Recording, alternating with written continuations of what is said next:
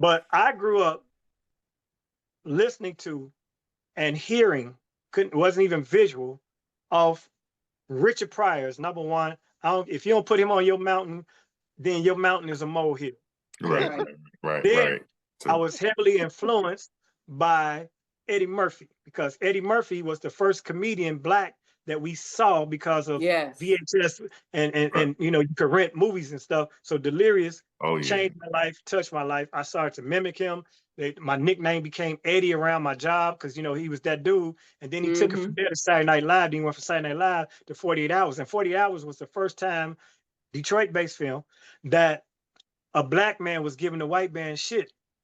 You know, him and Nick Nolte was going head for head, toe for toe, and he was letting them have it. We didn't hear black people speaking to white people like that on film. So Eddie Murphy, all the praises due to him in this industry as far as everything he's done. Then he took to the box office and broke all the records. So Eddie Murphy, 2.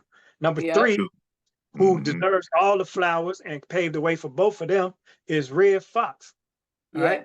Not only did Red Fox have the comedy on his albums and such.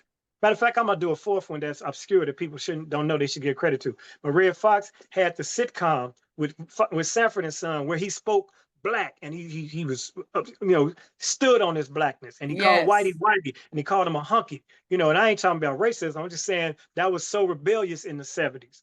And then 4th, and this guy probably is the reason why Red Fox even had a sitcom on the air, and nobody ever says this man's name in these type of interviews, is Flip Wilson.